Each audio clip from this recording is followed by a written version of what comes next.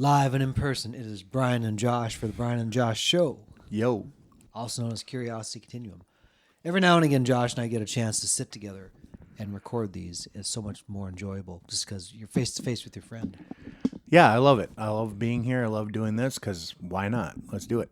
So we sat on the porch today. It's a Sunday afternoon. We had a chance just to chill out.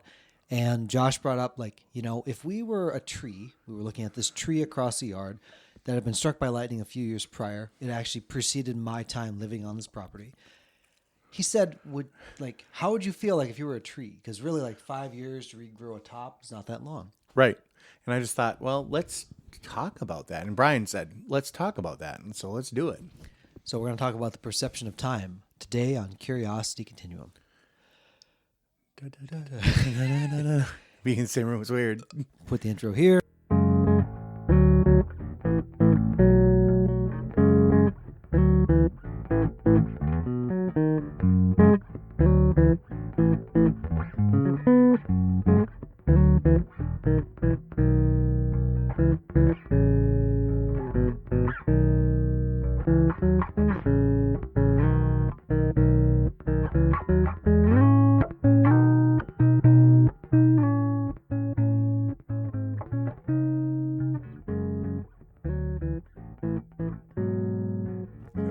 Go for it.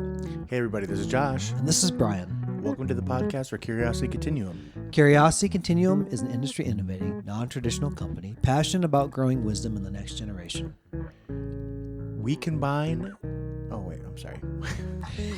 We're an essential bridge between the analog and digital worlds by building collaborative communities that unleash the power of adaptive expertise and innovation needed to thrive in the 21st century. We combine and mix essential elements needed to empower people to succeed in new ways, not possible outside of a creative, thoughtful, diverse community of fellow curious people. Follow us on your favorite podcast app to receive notifications of new content. If you like what you hear and you want to dive deeper, visit us at curiositycontinuum.com. Thanks for tuning in. Let's start the conversation. So this will be a very easy edit job for Josh because we're actually looking at one another and there's no lag of the internet. No, I know. It's awesome. Live and in person. Yeah, we haven't done this for a while.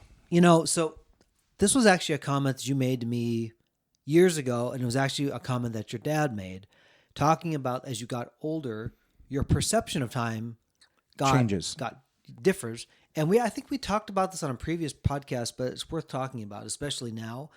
I have 2 teenage children, and the time when now my son started working his first job, which is wonderful. Right. And my daughter just starred in Lion King Jr. as adult Nala and did a fabulous job. But I look at that and I'm like, man, you know what? I understand now having been a parent for a short while, just how the perception of time changes. Because you're getting older, but there's so many other things that develop that it feels like time has passed. Physically develop too.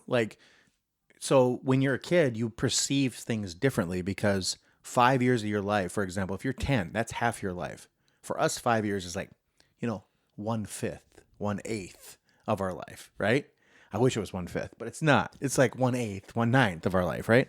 So we see this as the time to kind of, we're not really changing as much because we've already solidified kind of who we are.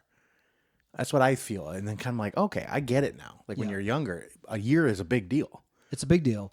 And my counselor said, you really, the first 30 years of your life, you're establishing your ego, who you are.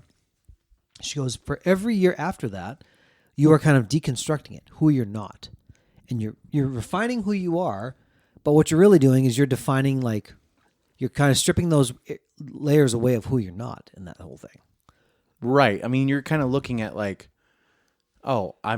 this is who I am. And so I was also telling Brian, I kind of get it why older people are kind of cranky sometimes because you get it. You're set in your kind of cadence in the way you do things. Everything's changing around you, but if you don't change with it, it's kind of very different. It is weird. When I was young, and I would talk to people who were older than me and they said, "Oh, you're so young." And even now, I still have people who are in their 70s. They're "Oh, you're so young." Hey, you're the kid. You're the kid. Yeah. But I realize that oftentimes it's your position in the race of time. How close are you to when you're maybe going off the earth? How much life you've lived? It's a relational thing depending on like, did your parents die early? Are you living longer than your parents?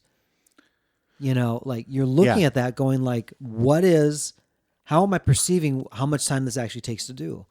Because Josh and I have, you know, when we first started this podcast, like we've said before, we purposely took our time and we didn't rush into marketing something because we wanted to see what this thing would become. And now here we are, and you know, we have other people kind of tapping on the door of what this thing may become.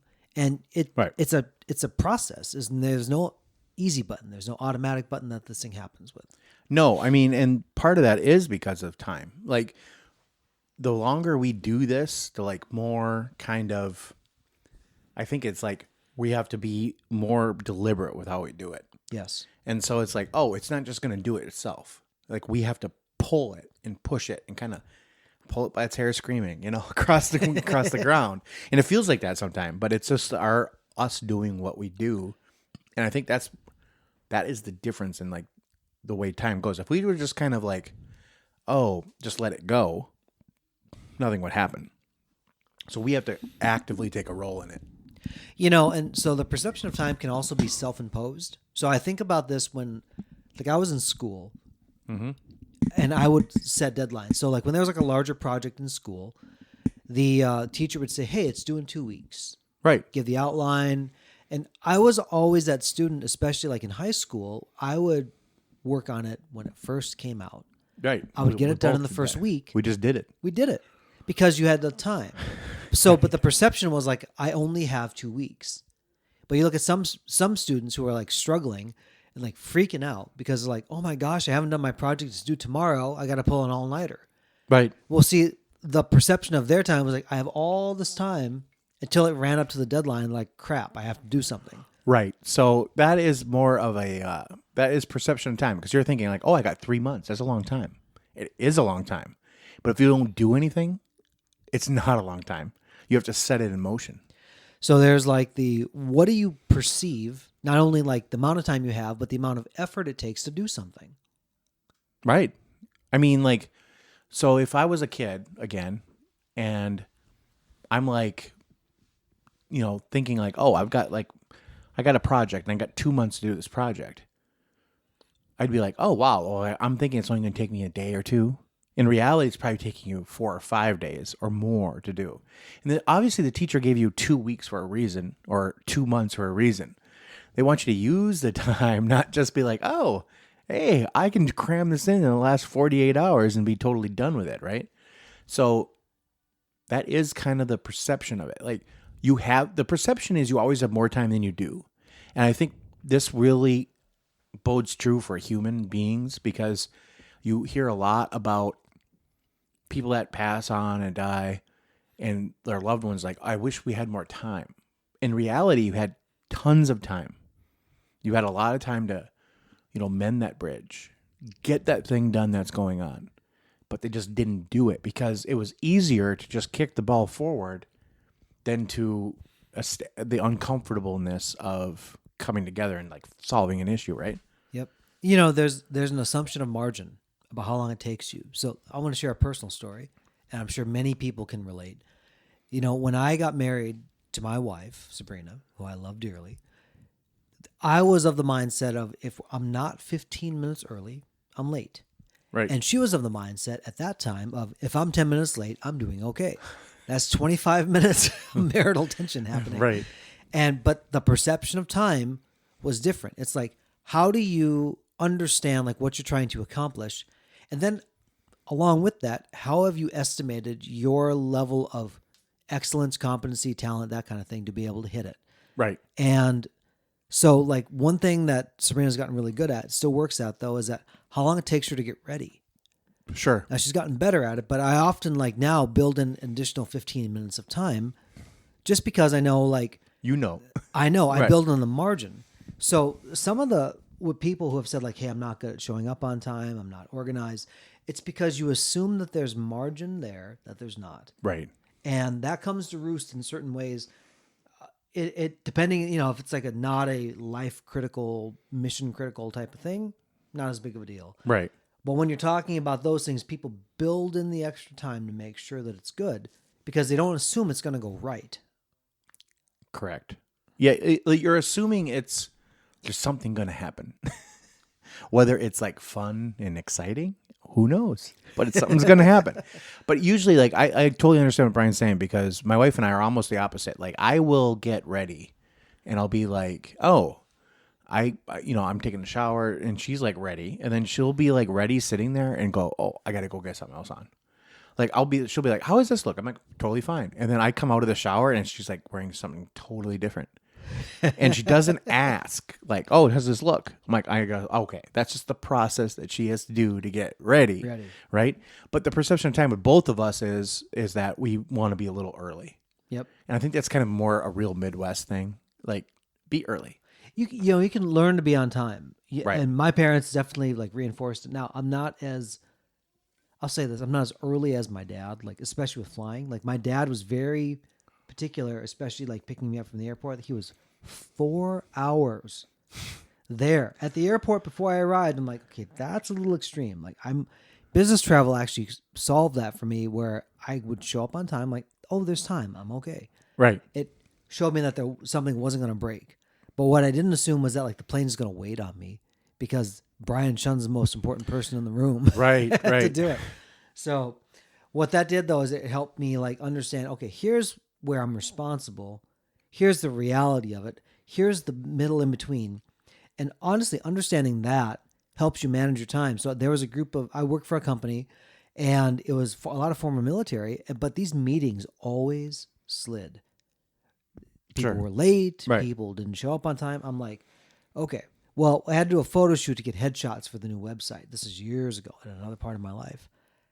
Everybody showed up 10 minutes early. I'm like, how did you show up early? I was absolutely flabbergasted. They all showed up. And the guy looked at me, who was, long time former military. He said, when you're in the military, you learn how to show up on time. If you don't know how, he said, you're scrubbing the dishes in the kitchen. He said, they teach you. They teach you. He said, you learn how to do it.